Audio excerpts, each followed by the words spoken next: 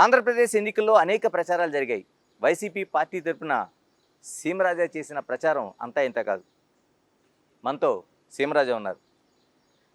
సీమరాజా గారు నమస్తే. నమస్తే. ఎలా ఉన్నారు? బ్రహ్మాండంగా ఉన్నాం. మాకేమే పార్టీ 175 సీట్లు అన్నారు, వైనాట్ 175 అన్నారు. 178 నేను అనింది. ఆ, 2 తిరువల్లూరు, ఒకటి తిరువల్లూరు, కాట్పాడి, ఒకటి అస్సాము, 178 వచ్చాయని చెప్పినాం. అస్సాంతో కలిపి అస్సాంతో కలిపి 178 అనుకున్నాము. వాటిలో ఏమైందంటే మధ్యలో ఒకటి పోయింది, 11 మిగిలినాయి. ఆడికి సంతోషమే ఉన్నాం. మేమేమంటున్నాం అంటే అన్న బయటకి అక్కడ చెప్పమన్నాడు జగనన్న. మనం వైనాట్ 175 నినాదంతో ముందుకు పోతున్నాము. ఖచ్చితంగా మనం 175 గెలుస్తామనే లక్ష్యంగానే ప్రజలకి అయితే చెప్పాలా. మనకు వచ్చే 9 అన్నాడు. 9 అంటే మేము నవరత్నాలు ఇచ్చినాం కాబట్టి 9 వచ్చాయన్నాడు. నవరత్నాలు కాస్త 2 ఎక్స్ట్రాగా వచ్చినాయి. మాకు సంతోషపడినాం మేము. అంటే ముందే ప్రిపేర్ అయింది ఇది అంతా. ఖచ్చితంగా ప్రిపేరే కదా. ఇదంతా ఒక దీంట్లో జరిగినటువంటిది, ఒక ట్రాకు, ఒక ఆలోచన విధానము. అన్న ఆలోచన విధానం మీకు తెలియదు ఏమున్నది. అదే ఆలోచన విధానంతోనే ముందుకు పోయినాడు. కానీ ప్రజలు 2 సీట్లు ఇంకా ఎక్స్ట్రా ఇచ్చారని మేము సంతోషపడతాం. అంతర్జాతీయ అధ్యక్షుడిగా ఉన్నారు మీరు వైసీపీ. ప్రధాన కార్యదర్శిగా ఉన్నారు. అంతర్జాతీయ ప్రధాన కార్యదర్శి వైసీపీకి. మరి మీరు చేసిన పథకాలు ఏమైనట్టు, అవ్వలు తాతలు ఏమైనట్టు, ఏం జరిగింది? ఇప్పుడు అదే కదా అన్నగాడు ఆ రోజు ఆలోచన చేసింది. బయటకు వచ్చి బటన్ వచ్చినాము, ఛార్జింగ్ పెట్టి బటన్ వచ్చినాము. ఆ బటన్ వచ్చిన సంక్షేమం లేదంటే ఇచ్చే 5 రూపాయలు 6 రూపాయలు అయినా కూడా అది నేరుగా అకౌంట్లోకి పోయిందా, లేదు నడిమిదలానే ఎవరన్నా మింగినారా, లేదు శాసనసభ్యులు ఎవరన్నా మింగినారా, మంత్రులు ఎవరన్నా మింగినారా, ఏందనేది అర్థం కాని పరిస్థితి. అకశల్యములు ఎట్టపోయినారు, అవతాతలు ఎట్టపోయినారు, జగన్ మేనమామ అంటా ఉన్న పిల్లలు ఎట్టపోయినారు, మొదటిసారిగా ఓటేసినటువంటి ఓటర్లు ఎట్టపోయినారు, అది ఏందనేది అర్థం కాకుండా ఉన్నది మాకే. కానీ ఖచ్చితంగా దీన్నైతే వదిలిపెట్టే ప్రసక్తి లేదు. ఇటు రాయలసీమలో కానీ, మా రాయలసీమలోనైనా, ఉత్తరాంధ్ర, కోస్తాంధ్రలో మాకు ఎవరైతే డ్యామేజ్ చేశారో వాళ్ళందరినీ కూడా మేము కూడా బ్లూ బుక్లో రాసి ఉన్నాము. 2029లో అయినా మేము మళ్ళా అధికారంలోకి రాలేం. కానీ 2039లో అయినా 175 అనే నినాదంతో ముందుకు పోయి 39లో అదే మేము రాసినటువంటి బ్లూ బుక్లో ఓపెన్ చేసి చూస్తాం ఆ రోజు. అంటే లోకేష్ గారు రాసిన రెడ్ బుక్లోనైతే ఎవరెవరో అన్యాయం చేశారు, ఎవరెవరో కాన్స్టిట్యూషన్కి విరుద్ధంగా పనిచేశారు, వాళ్ళ విధులకి ఐఏఎస్ఎల్ కావచ్చు, ఐపీఎస్ఎల్ కావచ్చు, ఇలాంటివన్నీ ఉన్నాయి. మీ బ్లూ బుక్లో ఏమి ఉండబోతున్నాయి? అదే ఇప్పుడు మేము బట్టలు వచ్చినాం కదా, మా పార్టీకి ఎవడు డ్యామేజ్ చేశాడు? మీ పార్టీ లోపలే, మా పార్టీ అంతర్గతంగానే లోపలనే డ్యామేజ్ జరిగింటే కదా. అవును, ఇప్పుడు మంత్రులు ఉన్నారు, కనీసం ఒక మంత్రి గెలిచిన పాపాన పోయినాడా? ఒక మంత్రి అయినా గెలిచినాడా? తొలి దశలో విడుదల చేసిన మంత్రులు ఉన్నారు, ఓళ్ళు గెలిచినారా? మళ్ళీ 2వ దశలో మళ్ళా మంత్రులు ఓళ్ళు గెలిచినారా? ఎవరు గెలిచిన పరిస్థితి. మరి మాలోనే ఇప్పుడు ఆడైనా సిద్ధం సభలు పెడితే సరే గ్రీన్ మ్యాట్లు వేసుకున్నాము, లేదంటే ఓటు వేసుకున్నాము, మనసులను అయితే చూపించుకోగలిగినాము, ప్రజెంట్ చేసుకోగలిగినాము రాష్ట్రంలో ఉండేటువంటి ప్రజానికానికి. మరి ఇంత కథ చేసి ఇంత చేసినప్పుడు మాకు ఎక్కడ డ్యామేజ్ జరిగింది? 151 స్థానాలేడా, 11 స్థానాలేడా? అంటే పోయింది మధ్యలో 5 అయినప్పటికీ అంకేమో తక్కువ కదా, సంఖ్య తక్కువ కదా. మరి మా పార్టీ వాళ్ళే కదా ఇది చేసింది. ఇలా మీ బాబాయ్ హత్యకు సంబంధించి ఎక్కువ ప్రచారం చేసింది తెలుగుదేశం పార్టీ. దాన్ని మీరు చాలా లైట్గా తీసుకున్నట్టున్నారు. ఎందుకంటే జగన్ గారి బాబాయ్ హత్యకు సంబంధించి మీరు కూడా చాలా మీ కోడిని మీరు కోసుకుంటే తప్పేంటని సిద్ధాంతం ఫలించలేదేమో. అదే నేను అనేది. అంటే ఇప్పుడు నేను కూడా ఏం చెప్పినా అంటే, అవురా మా స్నాయాన్ని మేము చంపుకున్నాము, మీ స్నాయాన్ని చంపలా, మా ఇంట్లో కోండి మేము కోసుకునేదానికి మీ బాధ ఏంది, మీకు వచ్చిన నొప్పి ఏంది?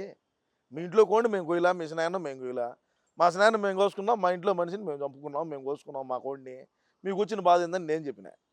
అది కూడా ఫలించలా. షర్మిల ఒక దిక్కు, తెలుగుదేశం ఒక దిక్కు, జనసేన ఒక దిక్కు, సునీతారెడ్డి ఒక దిక్కు, వాళ్ళ అమ్మ ఒక దిక్కు, అదే వివేకం సార్ వాళ్ళ భార్య, వీళ్ళందరూ ఏకమయ్యి కేవలం మా నాయనకి న్యాయం చేయాలంటే, న్యాయం జరగాలంటే జగన్మోహన్ రెడ్డి అనేవాడిని గద్దె దించాలనేది లక్ష్యంగా పెట్టుకొని ముందుకు పోయారు. యాడికన్నా పోను, ఏ నియోజకవర్గంలోకైనా పో, ఏ రోడ్ షో అయినా చూడు, 10 మంది కనపడినా కూడా బండి ఆపేది సినాయనకి న్యాయం చేయాలా షర్మిల. డ్యామేజ్ ఏమవుతుందిలే బా, 5 ఏళ్ళు ఏమైంది, ఇంక ఇది అవ్వబోతుంది, ప్రజలు మేము చెప్పింది తింటారులే, మనం ఇచ్చినట్టు ఏదో 1-2 పథకాలు అవి ఉన్నాయి కదా, సరే ఏదో వాటితో గెంటన పడతాంలే అని అనుకున్న మాట వాస్తవమే. అది రాను జనవరికి వచ్చేతలకి పూర్తిగా డ్యామేజ్ అయిపోయింది. జనవరి ఈ సంవత్సరం జనవరిలోకి వచ్చే తలకి ఇంక మనం గెలిచమని దీంట్లోకి పడిపోయినాడు అన్న. అప్పుడు నేను ఎంట్రీ ఇచ్చిన, అన్నను మళ్ళా ఎటైనా సరే మళ్ళా నిలబెట్టాలా, 30 ఏళ్ల పాటు మనమే అధికారంలో ఉండాలని జనవరి నుంచి నా ఈ పోరాటం సాగించా. అంటే ఇంత ముందు కూడా చేసేవాడిని, ఉంగరంతో స్పీడ్ పెంచిన జనవరి నుంచి. కాదయా, ఎవరు చూసా వాళ్ళ సినాయన చంపినారు, వాళ్ళ సినాయన చంపినా, ఏం మీ సినాయన చంపినావా? మా సినాయన మేము నరుక్కున్నాం, మా ఇంట్లో కోండి మేము కోసుకునేదానికి మీ పర్మిషన్ ఏందయ్యా? భలే మగోళ్ళుగా ఉన్నారు మీరు మాట్లాడటమా? ప్రతి ఒక్కడు సినాయన కేసు ఏమైంది, మేనిఫెస్టో గురించి మాట్లాడండి రా స్వామి అంటే సినాయన్ని ఎవరు చంపినారంటే ఏం మీ సినాయన వేసిందా? ఇలా మీ పార్టీలో కీలకంగా రోజా కావచ్చు, నాని కావచ్చు, వల్లభనేని వంశీ కావచ్చు, ఏంటి రోజా గారికి ఒక మంత్రి పదవి ఇచ్చారు, అంటే ముందుగా గెలుస్తుందనే సీటు మీరు చెప్తే ఓడిపోతుందనే సీట్ అనేది తెలుగుదేశం పార్టీ వాళ్ళు ప్రచారం చేశారు. నేను ఎప్పుడో చెప్పిన ఓడిపోతుంది రోజా అని. నగిరిలో ఎందుకని? వ్యతిరేకత. నువ్వు రాష్ట్రాన్ని, నియోజకవర్గాన్ని, నీకు ఇచ్చిన శాఖను దాన్ని డెవలప్ చేయమంటే రోజా చారిటబుల్ ట్రస్ట్ అని పెట్టుకొని ఆ ట్రస్ట్కి అన్ని నిధులు మళ్ళించుకుంటా ఉంటే ఏడగెలుచావు? నగిరిలో ఉండేటువంటి వర్గాలే వైసీపీ, మా పార్టీలో ఉండేటువంటి వర్గపోరే. ఆమె లాస్ట్ టైం కూడా అంతా 3,000 2,000 చిల్లరతోనో నాకు తెలిసి 4,000 లోపలే గెలిచిట్టున్నది లాస్ట్ టైం. ఈసారి అది 40,000కు పోయిందంటే నువ్వు అర్థం చేసుకో రోజా చేసినటువంటి అభివృద్ధి ఏందనేది, రోజా ఏ విధంగా పనులు చేసిందని. కానీ స్విమ్మింగ్ పూల్ కూడా మన దీనికి ఆర్కే చారిటబుల్ ట్రస్ట్కు రాయించుకుందయ్యా. స్విమ్మింగ్ పూల్, ఇండోర్ స్టేడియంలు కూడాను ఏడ గెలుస్తుంది? ఓడొకడు మళ్ళా బైరెడ్డి సిద్ధార్థ రెడ్డి, మా పార్టీ ఓడో పిల్ల పిత్రేగాడు, ఓడు ఏమో కలిసి ఎన్ని కోట్లు స్కామ్ చేసినారు వచ్చా. అది మా పార్టీకి డ్యామేజ్ జరిగింది కాబట్టి బయట పెడతా. 2-3 రోజుల్లో నేను నా సీమరాజా మీడియా ద్వారా తప్పకుండా బయట పెడతా, రాష్ట్ర ప్రజలకు ఖచ్చితంగా తెలియజేస్తా. మా రోజా ఇసుక ధరలు ఇచ్చింది, గ్రావెల్ ధరలు ఇచ్చింది, ఇంకొక రకంగా ధరలు ఇచ్చింది, తిరుమల తిరుపతి దేవస్థానానికి దర్శనాలు తోడుకొని డబ్బులు సంపాదించుకునేది.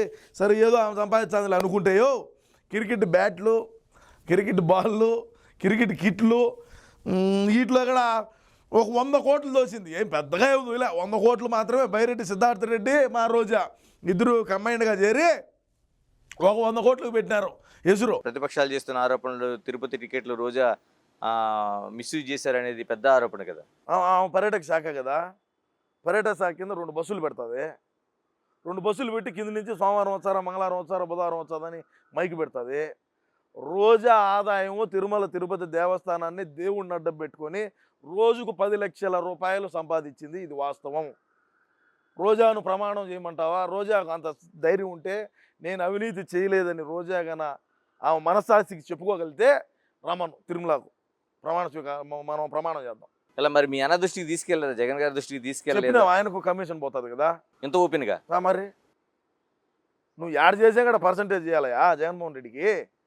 నువ్వు ఎక్కడైనా చెయ్యి, నువ్వు పక్క రాష్ట్రాల్లో కాంటాక్ట్ చేసి నువ్వు మా పార్టీలో ఉన్నా కూడా ఫండింగ్ ఇవ్వాల్సిందేను.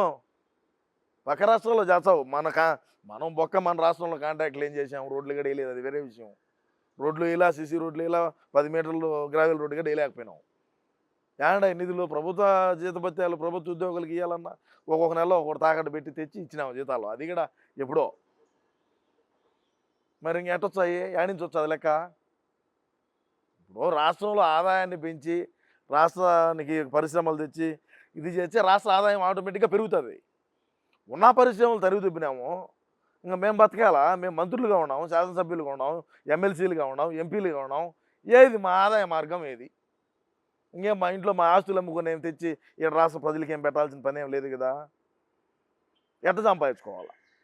దేవుణ్ణి వాడుకోవచ్చు, దెయ్యాన్ని వాడుకోవచ్చు, మోదాన్ని వాడుకోవచ్చు, గంజాయిని వాడుకోవచ్చు, డ్రగ్స్ని వాడుకోవచ్చు, ప్రభుత్వ స్థలాలను వాడుకోవచ్చు, ప్రభుత్వ కార్యాలయాలు వాడుకోవచ్చు, కలెక్టరేటర్ కానీ, ఆర్డీఓ ఆఫీసులు కానీ, తహసీల్దార్ ఆఫీసులు కానీ అన్నీ వాడుకున్నాము, వాడతాము. అసలు మొన్న గెలిచినుంటే రాష్ట్రాన్ని పక్క రాష్ట్రానికి అమ్మేసైనా రాజధాని కట్టుండు.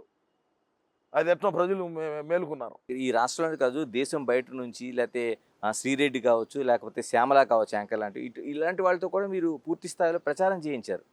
ఎందుకని అది మీకు ప్లస్ అవ్వలేదు? ప్రజలు కూడా 2019లో అన్న మీద 2019 ఎన్నికల్లో గెలవడానికి మొట్టమొదటి కారణం ఏంటంటే కోడికత్తి డ్రామా ఒకటి, అనవసరంగా జైల్లో పెట్టినారు జగన్మోహన్ రెడ్డి గారిని అనేది ఒకటి, తల్లి ఒక దిక్కు, చెల్లి ఒక దిక్కు, పెళ్ళాం ఒక దిక్కు రోడ్ల బడిగా తిరిగి ఒక అవకాశం ఇవ్వండి అని చెప్పి అడిగిన సందర్భం అయితేనేమి, వాళ్ళు వేడుకున్న సందర్భం అయితేనేమి, మా అన్న చేసినటువంటి నటన, యాక్టింగు, కరుణామణి లైవ్లో ఆస్కార్ అవార్డు అన్నకి ఇవ్వాలి, ఆయనకి కాదు ఇవ్వాల్సింది ఎవరికో. ఆస్కార్ అవార్డు మా అన్నకి ఇవ్వాలి. అటు ఆ మాదిరి యాక్టింగ్లు చేసి లాస్ట్కి వచ్చేసరికి శనాయన గొడ్డల పోటు కాడ నారాసుర రక్త చరిత్ర అని చెప్పి అప్పట్లో ఉన్నటువంటి ఆదినారాయణ రెడ్డి మంత్రిగా ఉన్నాడు ఆయన, బీటెక్ రవి, వీళ్ళిద్దరి మీదకి నెట్టే ప్రయత్నం, నెట్టటము ప్రజలందరూ కూడా నమ్మినారు. నమ్మి 151 స్థానాలు గెలిపించారు. చంద్రబాబు నాయుడు చేసిన అభివృద్ధి, అమరావతి, ఇప్పుడు ఏదైతే మా అన్న కూర్చొని ఉన్నాడో ఈ మొన్నటిదాకా కూర్చో ఉన్నటువంటి భవనాలు అయితేనేమి అన్నీ కూడా ఆయన కట్టినట్టు ఆయన పుణ్యమే. కానీ అవన్నీ మర్చిపోయారు ప్రజలు, మర్చిపోయేట్టుగా చేసినాం. సోషల్ మీడియా అయితేనేమి, కొంతమంది టీవీల్లో కూర్చొని మాట్లాడేటువంటి పెద్ద పెద్ద మహానుభావులు అయితేనేమి, ఇంకా కొంతమంది వాళ్ళ పేర్లు నేను చెప్పను, అనలిస్టులు అంటారు వాళ్ళందరూ టీవీల్లో కూర్చొని అన్నకు ఈ మాదిరి సొంత చిన్నాయన్ని చంపినారు, జగన్మోహన్ రెడ్డి ఎదుగుదల చూడలేక, జగన్మోహన్ రెడ్డి గెలిచేది చూడలేక అని రకరకాలుగా మాట్లాడి వాళ్ళను ఇది చేయగలిగినాం, ట్రాన్స్లేట్ దింపగలిగినాం. వర్కౌట్ అయింది. అదేవిధంగా ఈసారి వర్కౌట్ అవుతుందని రాయి దెబ్బ పడింది, గులకరాయితో కొట్టించుకున్నాడు. మళ్ళీ ఆ రాయి మళ్ళీ ఇంకొకటి తగలటం, అది ఓవర్ యాక్షన్ చేశారు, అటర్ బ్లాక్ అయింది. ఆ రాయి మళ్ళీ ఎల్లంపల్లి శ్రీనివాసు తగలటం, అది మళ్ళీ ఇంకొకటి, ఇవన్నీ అవలే అయిపోయి అది పోయింది, నాశనం అయిపోయింది. అది ఎత్తిపోయింది. అన్న ఇంకా మనం అస్సాం పోయేదానికి సిద్ధం అనుకొని ఆయన ఏదో ఒకటి మాట్లాడుకుంటే బాగుండదు కాబట్టి ఏదో ఒకటి కొన్ని వాక్యాలు మాట్లాడినప్పటికీ ప్రజలు కూడా నమ్మే పరిస్థితులు లేరు, నమ్మల. మరి సజ్జల ఎందుకు? సజ్జల ప్రతిదానికి మీకు ఒక కీ రోల్ వహించారు. సజ్జల కావచ్చు, సజ్జల భార్గవ్ కావచ్చు. అవును, వహించే కదా ఈరోజు మేము 11 స్థానాలకు వచ్చింది. సజ్జలేనా కారణం? మొదటి కారణం ఎవడుంటే ఓడే అన్నగాడు అంటాడు ఈడేరా చేసిందంతానని. మరి ఇప్పుడు సజ్జలు ఆడిపోయాడు, దేనికి బయటకు వచ్చి మాట్లాడాలా? యాడ్ డ్యామేజ్ జరిగింది, 175 నియోజకవర్గాల్లో నియోజకవర్గాల్లో ఎక్కడెక్కడ డ్యామేజ్ జరిగింది, దేనికి జరిగింది, ఎందుకు ఈ స్థాయికి దిగుతారనేమో. సజ్జలగాడు ఒక ఎత్తు, సజ్జల భార్గవ రెడ్డి ఒక ఎత్తు. సజ్జల భార్గవ రెడ్డి ఏమన్నాడు? ఇప్పుడు ఏమన్నాడు? స్విట్జర్లాండ్లో ఉన్నాడయా. వీళ్ళేమో అప్పుడంతా ఇదని అదని ఆడవాళ్ళ మీద ఏ విధంగా ట్రోల్ చేశారు, ఆడవాళ్ళను, తెలుగుదేశం వాళ్ళను, జనసేన వాళ్ళను ఏ విధంగా ట్రోల్ చేయించినాడు మా పార్టీ వాళ్ళ దగ్గర. ఎన్నిసార్లు చెప్పినాను నేను, ఇది చేయొద్దురా, ఇది చేయొద్దు, చెడ్డ, ఇది మనకు చాలా డ్యామేజ్ జరుగుతుంది, మన పార్టీకు చాలా డ్యామేజ్ జరుగుతుంది. ప్రజలు, ఇది ప్రజాస్వామ్యం, ప్రజలు అన్నీ గమనిస్తూ ఉన్నారు. మనం వచ్చిన రోజు టిల్ టుడే, ఈ రోజు వరకు మనం ఏమేమి పనులు చేసాం, ఎక్కడెక్కడ ఏమేమి చేసాం, ఎన్ని హామీలు ఇచ్చినాం, వాటిని ఎంతవరకు మనం ఎంతవరకు నెరవేర్చిన వాటిని మనం ఎంతవరకు ప్రజల్లోకి తీసుకోగలుగుతున్నాం ఏందని చెప్పి నేను 100 సార్లు చెప్పినా. విన్నాడా? ఈరోజు ఏమైందే? ఈరోజు బయటకు వచ్చి తిరగమని చెప్పు, రా ప్రజల్లోకి. నేను తిరుగుతున్నాను సార్ ప్రజల్లో. ఏమైంది? నేను ఎక్కడ అసత్యాలు మాట్లాడాలా, అవాస్తవాలు ఎవరికి ప్రజలకు చెప్పాలా. సోషల్ మీడియాలో కానీ నేను అవాస్తవాలు ఎప్పుడు కూడా ఇది నేను జరిగిందనే చెప్తా, విత్ ఆధారాలతో సహా ఎక్స్ప్లెయిన్ చేస్తా. చెయ్యి నువ్వు కూడా. మరోవైపు అనిల్ కుమార్ యాదవ్ కావచ్చు, బోరుగడ్డ అనిల్ కావచ్చు, ఎందుకు అంత ఎంకరేజ్ చేశారు పార్టీలో మీరు వాళ్ళని? అనిల్ కుమార్ యాదవ్ నెల్లూరు జిల్లాకు సంబంధించి నెల్లూరు శాసనసభ్యుడు, నెల్లూరు జిల్లా ఉమ్మడి. ఇప్పుడు అక్కడి నుంచి ఎత్తుకొని నర్సరావుపేటలో వేశారు ఎంపీగా వేసి ఆడ. ఇప్పుడు ఏడించి ఇప్పుడు ఇది ఉండదు, ఏడుండే చెత్త ఎత్తుకొని అప్లికేషన్ చెత్తే కదా. మరి ఆ నుంచి తెచ్చి ఏడు పెట్టాడు నర్సరావుపేటలో. ఓడిపోతాదో అని మీకు తెలుసు, పక్కా తెలుసు, ఓడిపోతామని తెలుసు. కానీ ఖచ్చితంగా నువ్వు ఇది చేద్దామని చెప్పినాడు. ఏమో దిగినాడు రంగంలోకి. దిగిన తర్వాత ఓడిపోతామని తెలిసి ప్రతిపక్షాలను ఏదైనా మాట్లాడేట్టుగా ఉంటే రాజకీయంగా విమర్శ, ప్రతి విమర్శ సహజమే, నేను దాన్ని ఏం కాదన్నాను. మీసాలు మెల్లేసి తొడలు కొట్టి నేను కన్నా ఈ నర్సరావుపేట ఎంపీగా ఓడిపోతే నేను రాజకీయ సన్యాసం తీసుకుంటా, బెట్టింగ్లు వేసుకుంటా, మళ్ళా థాయిలాండ్ పోయి యాప్లు తయారు చేసుకొని మళ్ళీ నెల్లూరుకు వచ్చాను, లేదంటే చెన్నైలో కూర్చొని మళ్ళీ బెట్టింగ్ యాప్లు మళ్ళీ రెడీ చేస్తా, రకరకాలైనటువంటి విమర్శలు, రకరకాలైనటువంటి మాటలు మాట్లాడాడు. దానికి కట్టుబడి ఉన్నాడా? ఇప్పుడు ఇక్కడ పార్టీకి డ్యామేజే కదా. నువ్వు పో రాజకీయ సన్యాసం తీసుకో. నువ్వు కాంటే కుక్కను పెడతావు రేపు, ఏమవుతుంది అంటే నువ్వు కాంటే కుక్కని నిలబెట్టి గెలిపించాం 2039లో. నువ్వు రాజకీయ సన్యాసం తీసుకుంటా అని చెప్పినప్పుడు, స్టేట్మెంట్ ఇచ్చినప్పుడు ఆ స్టేట్మెంట్ కట్టుబడి ఉండు. ఇప్పుడు తెలుగుదేశం వాళ్ళు ఏం మాట్లాడతారు, మాట మీద మాట తప్పు మాట తిప్పని అన్నాడు వాళ్ళ అన్నయ్య తిప్పినాడు, వాళ్ళ అన్న కింద పనిచేసే డెకాయిట్లు ఇంకెన్ని మాటలు చెప్తారు, ఎన్ని ఇది చెప్తారు అని చెప్పి అంటున్నారు. ఏ విధంగా అనిల్ కుమార్ యాదవ్ అక్రమాలు చేశాడండి నెల్లూరులో, ఇసుక మైనింగ్లో? ఎటొచ్చింది నీకు నీ ప్రస్తావన ఏడ నుంచి స్టార్ట్ అయిందో చెప్పాను నేను. బెట్టింగ్ ల్యాబ్ల కాడ నుంచి స్టార్ట్ అయింది, బెట్టింగ్ బొకే కాడ నుంచి స్టార్ట్ అయింది. ఈరోజు నీకు చెన్నైలో విలాసవంతమైన భవనం ఎటొచ్చిందా? మీ నాయన అమీరా? యాడ్ నుంచి వచ్చి ఇదంతా ప్రజల సొమ్మే కదా. ఖచ్చితంగా అండి నేను ఒకటే తెలియజేస్తున్నా, ఎవరైతే గత ప్రభుత్వం మా ప్రభుత్వం ఉన్నప్పుడు ఎవరైతే మంత్రులుగా పనిచేసినారో సిట్టింగ్ జడ్జి గారిని పెట్టి విచారణ చేయాలి. సిట్టింగ్ జడ్జి గారిని కూర్చొని విచారణ చేర్చే ప్రజలు కూడా విస్మరిస్తారు ఈ ప్రభుత్వాన్ని. ఇప్పుడు ఉండేటువంటి కూటమి ప్రభుత్వం ఏదైతే ఉన్నదో ఈ ప్రభుత్వాన్ని అభినందించారు తప్పకుండాను. వీళ్ళు ఈ విధంగా చేశారు బా కరెక్ట్ అయినా వాళ్ళేనో అని చెప్పి ఆ డబ్బుని తీసి ప్రజలకు ఇవ్వాలి, మళ్ళా ఆ డబ్బుని ఇంకొక దానికి వాడాలి, మళ్ళా వీళ్ళు తిన్న డబ్బు అంతా కక్కియాలి. మరి ఇది ప్రజాస్వామ్యం అంటే కూటమి చెప్పిన మాట ప్రకారం నిలబెట్టుకున్నారా అనుకుంటారు. మరి చేయమని చెప్పండి. నువ్వు ఛాలెంజ్ విసిరినావు. నేను కన్నా పోతే తప్పకుండా రాజకీయాల నుంచి నేను శాశ్వతంగా దూరంగా పోతాను, రాజకీయాలే చేయనన్నావు. ఇప్పుడు మళ్ళా అన్న వేసే తల్లికి 2 అత్యంతలు మళ్ళా వచ్చి మీడియా ముందుకు వచ్చి మాట్లాడుతున్నావు. అన్న ద్వారా ఎంత లబ్ధి పొందినావు? మనం బతికేంది? మన ప్రస్తావన యాడ్ నుంచి స్టార్ట్ అయింది? మనం ఇప్పుడు ఏ స్థాయిలో ఉన్నాము? మనం ఆర్థికంగా గతంలో ఏ విధంగా ఉన్నాము? ఈరోజు మనం ఆర్థికంగా ఏ విధంగా స్థిరపడినాము? ఏ విధంగా ప్యాలెస్లు కట్టినాము? ఎన్ని అంటే ఇంక నేను అవన్నీ చెప్పకూడదులే, ఎందుకంటే చెప్పినానంటే మళ్ళీ మనది ఎత్తి మనం బయట పెట్టుకున్నట్టు ఉంటుంది. అదవో అనిల్ కుమార్ యాదవ్.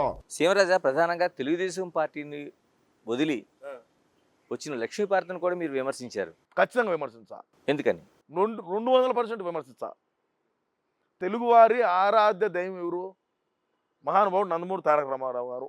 పార్టీలు వేరైనా ఆయన్ని అభిమానించే వాళ్ళు కొన్ని వందల వేల మంది, లక్షల మంది ఉన్నారు, కోట్లలో ఉన్నారు తెలుగు వాళ్ళు. ప్రపంచంలో తెలుగు వాడు ఆడినా కూడా తారక రామారావు గారిని, నందమూరి తారక రామారావు గారిని అభిమానిస్తారు. అటువంటి మహానుభావుడికి మచ్చ తెచ్చింది ఎవరు? లక్ష్మీపార్వతి గారు కదా. లక్ష్మీపార్వతి గారే కదా. మరి ఎన్టీఆర్ అభిమానించాడు కదా. నేను చెప్తా దానికి పూర్తిగా చెప్తా. వీరగంధం సుబ్బారావు గారి సతీమణి వీరగంధం లక్ష్మీపార్వతి. ఏం హరికథలు చెప్పుకొని హార్మోని పెట్టి వాంచుకుంటా ఉన్నటువంటి బతుకు ఏమది. ఆ నుంచి తారక రామారావు గారి దగ్గర జీవిత చరిత్ర రాచానని చెప్పి ఆయన దగ్గరికి పోయి ఏ విధంగా మచ్చ తెచ్చింది, ఆయన ఆఖరి రోజులు ఏ విధంగా క్షోభపడి మరణించినాడో అందరికీ తెలిసిందే. కుటుంబానికి కూడా దూరం చేసినటువంటి డెకాయిట్ ఎవరంటే లక్ష్మీపార్వతి గారు. నెలకు 3.5 లక్షల రూపాయలు జీతం ఇచ్చినారు. ప్రతిపక్ష నాయకుల్ని తెలుగుదేశం జనసేన చంద్రబాబు నాయుడు గారి కుటుంబాన్ని, నందమూరి తారక రామారావు గారి బిడ్డల్ని విమర్శించేదానికి మాత్రమే ఈ మనిషి కుక్కకేసి బిస్కెట్ వేశారు.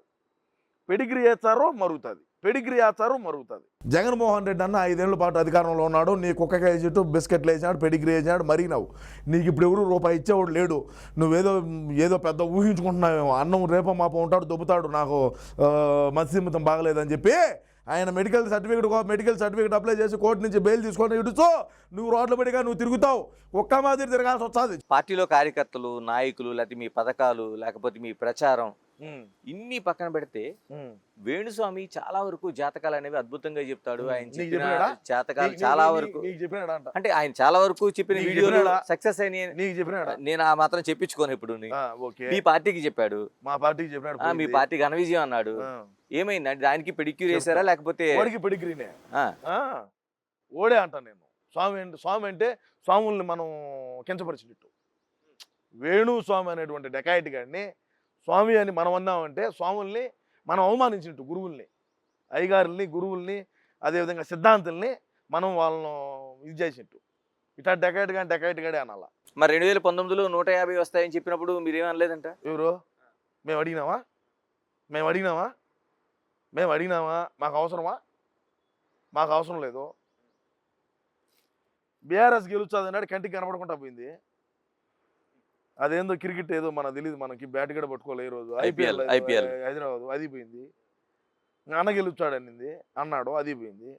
వేణుస్వామి అనేటువంటి వాడు బ్లాక్ మ్యాజిక్లు చేసుకొని బతికేటువంటి వ్యక్తి. కామాఖ్య అమ్మవారి దేవాలయానికి పోయి శుద్ర పూజలు చేస్తాడు. అస్సాంలో ఉంటుంది, మీకు తెలుసో తెలియదు. వాట్సాప్ స్టేటస్ కూడా పెట్టినాడు, ఈ మధ్య చూశాను నేను. ఆ స్టేటస్లో కామాఖ్య అమ్మవారికి పోతున్నాను, శత్రువు వినాశనార్థం, శత్రువుల బాధ ఎక్కువైపోయిందంట ఆయన. అదే నాదోడు నా కొడుకులు ఉంటాను అలా మాట్లాడే వల్ల శత్రువుల బాధ ఎక్కువైపోయింది, వీళ్ళను నేను ఒక రోజు ఇది చేసేదానికి పోతున్నాను అని చెప్పి అన్నాడు. కామాఖ్యమ్మ దేవాలయానికి పోయేటువంటి వాళ్ళు ఎట్టాటోళ్ళు అంటే భయంకరంగా బ్లాక్ మ్యాజిక్లు చేసేవాళ్ళు. వీళ్ళకు ఉండేటువంటి నెగిటివ్ని అంతా ఆడబెట్టి పాజిటివ్ మైండ్తో వచ్చి వీడికి వచ్చి నీకు ఎక్కిస్తారు. నిన్ను చూసా కూడా నీకేదో నిన్ను ఒక మాట 2 మాటలు చెప్తారు సార్ నీకు, అయ్యా నీకు ఇటు గినేను ఇది గినేను అంటారు. అప్పుడు నీకు లోపల ఏమి ఇచ్చి స్టార్ట్ అవుతుంది. ఆ విధంగా పూజలు చేసి అసలు పూజ చేసేవాడు ఎవడైనా సరే, నువ్వు మందు తాగుతావా, విస్కీ తాగుతావా, కళ్ళు తాగుతావా, బ్రాందీయా, సింగల్ మాల్టా, శివాసా ఇటు అడుగుతాడియా. పచ్చి మాంసం పెడతారా, పచ్చి మాంసం, చేపలు, చికెన్, మటను, ప్రాన్స్ అంటాడు. సరే అదే అటైనా అమ్మవారికి అంటే ఈడే తింటాడు మళ్ళా, అందుకే అంత ఉండేది.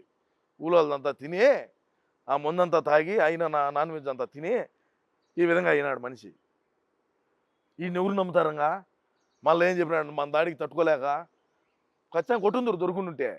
జర్నలిస్ట్ అంటే గుర్తొచ్చింది, మీరు ఎల్లో మీడియాని విమర్శిస్తారు, బ్లూ మీడియా మీకు ఎలా ఉంది? బ్లూ మీడియాని చాలా విస్తృతంగా చేశారు. అరే న్యూట్రల్గా పనిచేసే ఛానల్ని కూడా మీరు మీ వైపు తిప్పుకున్నారు. అని ఎందుకు మీకు లాభం కలగలేదు అసలు ఫస్ట్? నేను అదే కదా మొదట అని చెప్తాను. ముందంటే నమ్మినారు, ఇప్పుడు నమ్మే పరిస్థితుల్లో లేరు. మేము నమ్మేయాలనుకున్న వాళ్ళు నమ్మేట్టుగా లేరు. ఎంత డబ్బుయా మీడియాకి వెళ్ళింది, ఏం రొంత, ఎన్ని ఛానళ్ళు, ఏంది న్యూట్రల్గా ఉండేటి ఎన్ని మళ్ళీ మాకు తిప్పుకుంటామే. న్యూట్రల్గా ఉండే ఛానల్ను వన్ సైడ్గా మాకు చేసుకున్నాం కదా, అయినా ఉపయోగం లేకుండా పోయింది. యాంకర్ శ్యామల అన్నావు దాన్ని తిప్పితేమే. అయ్యా పిఠాపురము మంగళగిరి కుప్పంలో పెట్టిన శ్రద్ధ పక్క నియోజకవర్గాల మీద కన్నా పెట్టికన్నా ఉండుంటే ఇంకొక 4-5 స్థానాలు మాకు పెరిగేటి. పిఠాపురంలో పవన్ కళ్యాణ్ గారిని ఓడియాలనేది లక్ష్యం అన్నది, మంగళగిరిలో నారా లోకేష్ బాబు గారు ఓడిపోవాలనేది అన్నది, బాబు గారు చంద్రబాబు నాయుడు గారు కుప్పంలో ఓడిపోవాలనేది ఆయన. ఈ 3 నియోజకవర్గాల మీద పెట్టినటువంటి శ్రద్ధ పక్క నియోజకవర్గాల మీద పెట్టుంటే కనీసం మనకు ఇప్పుడు ప్రతిపక్షంలో కూర్చున్న దానికన్నా అర్హత ఉండేది. పిఠాపురంలో ఏళ్ళని స్క్రాప్ అంతా దించుతుందియా, ఏళ్ళని స్క్రాప్ని అంతా దించినలా. మంగళగిరి అయితేనేమి, కుప్పం అయితేనేమి, ఏమి చేస్తావు? ఈరోజు ఆ పెద్దిరెడ్డి ఎట్టపోయినాడో తెలియదు, ఆ మిథున్ రెడ్డి ఎట్టపోయినాడో తెలియదు, సజ్జలగాడు ఎట్టపోయినాడో తెలియదు. ఎవడైతే ప్రధానంగా మనం ఇది చేయాలి అది చేయాలని చెప్పి అన్నం రుద్దినోడు ఎవడైతే ఉన్నాడు ఓడేటమేడో తెలీదు. ఇలా మొన్న మీ వీడియో చూశాను సీమరాజా, 11 మంది వచ్చింది కాబట్టి ఆట ఆడుకుందాం ఆంధ్ర అనేది ఒక పెద్ద ప్రోగ్రాం నిర్వహించారు. ఇప్పుడు ఐపీఎల్ కూడా పంపిస్తాను ఏదో మీ కామెంట్ చూశాను. ఐపీఎల్ కంటే అప్పుడు అన్న అదే రోజా, మా రోజాని ఏమనుకున్నది అంటే పక్క రాష్ట్రంలో ఉన్న చెన్నైని ఇన్స్పిరేషన్గా తీసుకొని అన్న కూడా ఐపీఎల్ టీంని ఒకటి క్రికెట్కి అదే ఐపీఎల్ టీంని రెడీ చేస్తున్నాడు. అన్న చెప్పాడంటే చేస్తాడని ఇటన్ని చెయ్యి, ఇటనింది ఇట అంటంతో 11 వచ్చాయి.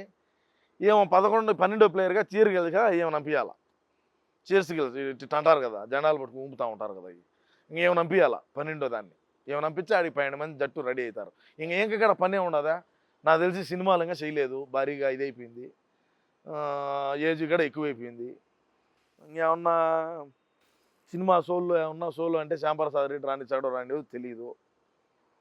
ఎట్టో ఏం పని చేయాల్సిన పని అయితే ఏం లేదు. ఇప్పుడు ప్రభుత్వం మారింది, లేటెస్ట్గా ఒక 500 కోట్లతో విశాఖపట్నంలో ఋషికొండది భవనాలు బయటకు వచ్చినాయి. నిన్నే. ఎందుకు అంటే మీరు ఉండాలనుకున్నారా లేకపోతే మీ అన్న ఉండాలనుకున్నారా? లేకపోతే అన్న ఆడించే ఇంకా వైజాగ్ నుంచే పాలన సాగుతుందని చెప్పినాడు కదా ఇంతకుముందే. 9వ తేదీ ప్రమాణ స్వీకారము, 9వ తేదీ రాత్రి కూడా ఆడనే కొనుక్కుంటాను అన్నాడు. ఏడా ఋషికొండ ప్యాలెస్లో. ఏం పెద్ద ఖర్చు ఏం కాదు, 500 కోట్లు ఖర్చు పెట్టినాడు ప్రజాధనాన్ని అంతే. 500 కోట్లు అంటే అంత సింపుల్ అంతే. ఏం మా ఇంట్లోది కాదు కదా, ప్రభుత్వం ఉంది కదా, ఇబ్బంది ఏమన్నది. వాళ్ళు కట్టుకుంటారు రాష్ట్ర ప్రజలు. పన్నులు దొప్పుతాం, కరెంటు బిల్లులు పెంచుతాం, నిత్యావసర వస్తువులు పెంచుతాం, గ్యాస్ పెంచుతాం, పెట్రోల్ డీజిల్ రేట్లు పెంచుతాం, రకరకాలైనటువంటి ట్యాక్సీలు వేస్తాము. చెత్త మీద కూడా పన్ను వేసేటువంటి చెత్తమడ మొప్పలు మేము ఇంకో రకంగా కూడా వేస్తాము. నడిచేదానికి కూడా ఈ రోడ్డు పడిగా నడచాలన్నా కూడా నువ్వు ఇప్పుడు చెత్త మీద పన్ను వేసాము, ఈ రోడ్డు మీద నడిచేదానికి ఇంత ట్యాక్సీ కట్టాలంటాము. లేదు ఈ గ్రామంలో నుంచి ఈ గ్రామంలోకి పోయేదానికి టోల్ గేట్ ఒకటి పెడతాము. ఇప్పుడు హైవేల్లో చూసుంటారు మీరు, హైవేల్లో ఏముంటాయి, టోల్ గేట్లు ఉంటాయి. అదేవిధంగా ఈ గ్రామం నుంచి ఆ గ్రామానికి పోవాలన్నా కూడా ఒక టోల్ గేట్ పెడతాం. టోల్ గేట్ పెట్టి వసూలు చేస్తాము 2039లో మళ్ళీ అధికారంలోకి వస్తే. సీమరాజా, మీరు అంతర్జాతీయ ప్రధాన కార్యదర్శిగా ఒక పేరు పెట్టుకొని సీమరాజాగా మెడలో కండువ వేసుకొని ఇంత ధైర్యంగా మీరు సొంతంగా వీడియోలు చేస్తారు, ఎవరైనా మీడియా వాళ్ళు వస్తే ఇంత నిర్భయంగా చెప్తుంటారు, భయం అనిపించట్లేదా? ఎందుకు భయం? భయం ఎందుకు సార్? భయం ఎందుకు? భయం దేనికి భయపడాలి? నువ్వు తప్పు చేస్తుంటే భయపడాలి. నువ్వు చేసిన తప్పేంది? వాళ్ళ ఇంట్లో సీమరాజాని వాళ్ళు కోసుకుంటే కోసే అంటే కోయగలుగుతారా? అంటే సినాయన చంపినోడు నన్ను ఒక లెక్క అంటారు మీరు, అంతే కదా? నేను ఆ ఛాన్స్ వాళ్ళకి ఈయను కదా, నేను ఆ ఛాన్స్ వాళ్ళకి ఈయను.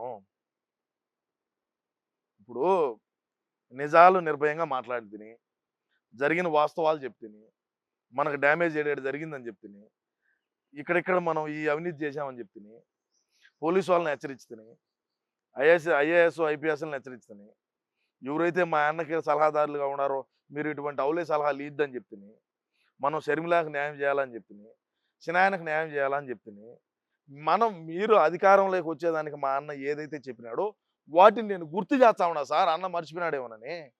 నేను తప్పేం చేశాను? నేను అబద్ధాలు ఏం చెప్పినానుగా? సీమరాజా ఎక్కడి నుంచి వచ్చాడు? మాది అన్న ఊరే, జగనన్న ఊరే. నేను కడప జిల్లా వాసినే. అందుకే ఇంత ప్రోత్సాహం వచ్చింది అనుకుంటా. అంతే కదా మరి. సీమరాజా, ఫైనల్గా చెప్పండి. ఇప్పుడు ఆంధ్రప్రదేశ్లో 11కి పరిమితం అయ్యారు. పార్టీ ప్రతిపక్ష హోదా కూడా ఉందో లేదో తెలియని పరిస్థితి వచ్చింది. ఇంక మరి అంతర్జాతీయ ప్రధాన కార్యదర్శిగా భవిష్యత్ కార్యాచరణ ఏంటి మీది? చెప్తున్నా 2039 దాకా నా ఈ పోరాటం ఆగదు. ఏది ఏమైనా కూడా ఏమైనా జరగచ్చు. నా మీద దాడులు జరగచ్చు, లేదంటే ఇంకోటి జరగచ్చు, లేదంటే ఇంకోటి జరగచ్చు. ఏది ఏమైనప్పటికీ నా ఈ పోరాటం అయితే అన్న కోసం ఆగదు. అంటే పార్టీని వీడరు, కండువా విడిచిపెట్టరు చెప్పలేము. పెద్ద పెద్దోళ్ళే పోయినారు కదా, సొంత చెల్లె పోయినప్పుడు నాదేం సార్? ఇప్పుడు అన్న కోసము సొంత చెల్లె రోడ్ల పడిగా బ్రహ్మాండంగా నడిచి రోడ్ల పడిగా తిరిగి అన్నకు ఒక అవకాశం ఇవ్వండి, ఒక అవకాశం ఇవ్వండి అని చెప్పి రకరకాలుగా ఆమె ఏ విధంగా కష్టపడిందో మనకందరికీ ఇక్కడ తెలుసు సార్, తెలుసు కదా. మరి ఓళ్ళే వీడినప్పుడు ఇంకా మనం ఏమో మనం ఎంత ఇలా తెలుగుదేశం వాళ్ళకి మీరు అమ్ముడుపోయారు సీమరాజా అనే విమర్శలకు ఏం సమాధానం చెప్తారు? తెలుగుదేశం వాళ్ళకి అమ్ముడుపోయినాను. పార్టీలో ఉండి కూడా ఇంత డ్యామేజ్ చేస్తున్నారు. ఎక్కడైనా సరే మా వైసీపీ పార్టీలో కానీ, తెలుగుదేశం పార్టీలో కానీ, ఎవరి దగ్గరైనా, జనసేన కానీ, బీజేపీ కానీ, ఏ పార్టీ వాళ్ళ దగ్గరైనా సరే సీమరాజా అనే ఓడు ₹1 డబ్బు తీసుకున్నాడు అని మీరు కానీ నిరూపిస్తే మీరు ఏమి చెప్తే అది చేసేదానికి నేను సిద్ధంగా ఉన్నా. Open challenge. ఏ పార్టీ వాళ్ళ దగ్గరైనా సరే సీమరాజా ఇంత డబ్బు తీసుకున్నాడు, ఇంత డబ్బు తీసుకొని వైసీపీకి పనిచేస్తున్నాడు అని కానీ మీరు చెప్పగలితే, లేదు మీరు అన్నారు కదా డ్యామేజ్ చేస్తున్నాడని, ఏదైనా సరే సీమరాజు అనే ఓడు డబ్బు తీసుకొని పనిచేస్తున్నాడు అని మీరు కానీ నిరూపించినారంటే మీరు ఏ సవాల్ ఇచ్చినా నేను స్వీకరించేదానికి సిద్ధంగా ఉన్నా. ఎనీ టైం ఫోన్ నెంబర్ ఉండదు కదా, ఫోన్ చేయండి. ఇంత 5 ఏళ్ళుగా దాదాపుగా మీరు పార్టీకి అంతర్గతంగా కావచ్చు, మిగతా కావచ్చు పోరాటం చేస్తుంటారు. ఒక్కసారి జగన్ కలుస్తారా భవిష్యత్తులో? రోజు మాట్లాడతా 3:30-4 గంటలప్పుడు ఆత్మతో.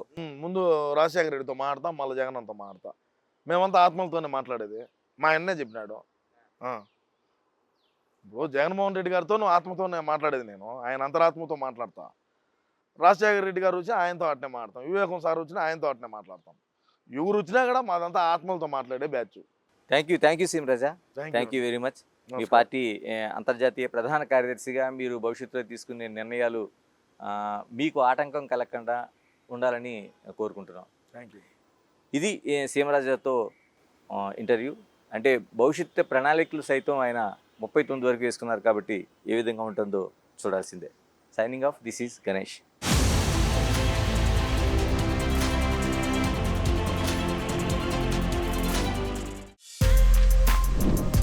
For more videos like this, subscribe Big TV channel.